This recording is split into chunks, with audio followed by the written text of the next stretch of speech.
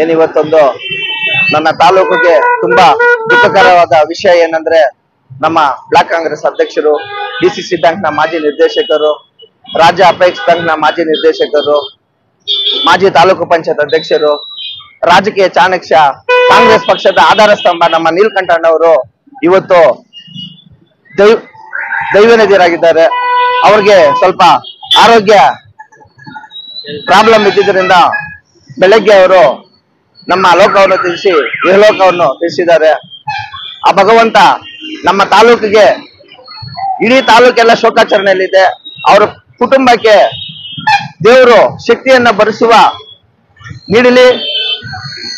ನಮ್ಗಂತೂ ನಮ್ಮಂತ ಯುವಕರಿಗೆ ಇವರು ತುಂಬಾ ಆದರ್ಶವಾದಿಗಳು ಹಾಗೂ ಮಾರ್ಗದರ್ಶಕರು, ಸ್ಫೂರ್ತಿದಾಯಕರು ಆಗಿದ್ರು. ತುಂಬಾ ನಷ್ಟವಾಗ್ತಾ ಇದೆ ನಮ್ಮ ತಾಲೂಕಿಗೆ. ಅವ್ರಿಗೆ ಆ ಭಗವಂತ ಆ ಲೋಕದಲ್ಲಿ ಚೆನ್ನಾಗಿರ್ಲಿ ಅಂತ ನನ್ನ ಮಾತು ಮುಗಿಸ್ತಾ ಇದ್ದೀನಿ. ಶ್ರೀ ಎಂ ನೀಲಕಂಠೇಗೌಡರು ತುಂಬಾ ನಮ್ಮ ತಾಲೂಕಿನ ಬ್ಲಾಕ್ ಕಾಂಗ್ರೆಸ್ ಅಧ್ಯಕ್ಷರು ಹಾಗೂ ನಮ್ಮ ಕಾಂಗ್ರೆಸ್ನ ಮುಖಂಡರು.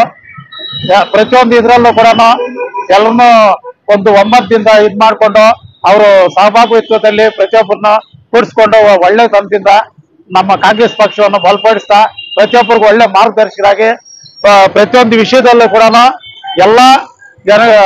ಎಲ್ಲಾ ಸಮಾಜದ ವರ್ಗದವರು, ಎಲ್ಲಾ ಜಾತಿ ಭೇದ ಯಾವುದು ಇಲ್ದಿರ ಅವರು ಒಳ್ಳೆ ತಂದಲ್ಲಿ ನಮ್ಮ ಕಾಂಗ್ರೆಸ್ ಪಕ್ಷವನ್ನ ಬೆಂಬಲಿಸ್ತಾ ಒಳ್ಳೆ ಧ್ರುವೀಣರಾಗಿದ್ರು. ಆ ನಿಟ್ಟಿನಲ್ಲಿ ಇವತ್ತು ನಮ್ಗೆ ತುಂಬಾ ಸಂಕಟವಾದ ವಿಷಯ ಏನಂದ್ರೆ ನಮ್ಮ ಅಣ್ಣ ನಮ್ಮ ಇದರಲ್ಲಿ ದೈವಾಧೀನರಾಗಿದ್ದಾರೆ ನೀಲಕಂಠೇಗೌಡ ಅಣ್ಣವರು. ಅದಕ್ಕೆ ನಮ್ಗೆ ತುಂಬಾ ನೋವಿನ ಸಂಗತಿ. ಇಲ್ಲಿ ಬಂದಿರ್ತಕ್ಕಂಥ ನಮ್ಮ ಎಲ್ಲಾ ಕಾರ್ಯಕರ್ತರು, ಮುಖಂಡರುಗಳು, NLC ಅಧ್ಯಕ್ಷ ಆಗಿರ್ತ ಹರಿಯವರು ಆಗಿರ್ಬೋದು, ಎಲ್ಲ ಪ್ರತಿಯೊಬ್ರು ನಮ್ಮ ಗೋಪಾಲ್ ಪರಿಶೀಲನೆ ಎಲ್ಲ ನಮ್ಮ ಮಿತ್ರರು, ನಮ್ಮ ಅಣ್ಣ ತಮ್ಮಂದ್ರು ಎಲ್ಲರೂ ದುಃಖ ಸ್ತಬ್ಧರಾಗಿ ಇವತ್ತು ನಮ್ಗೆ ತುಂಬಾ ನೋವಿನ ಸಂಗೀತ ಆಗಿದೆ.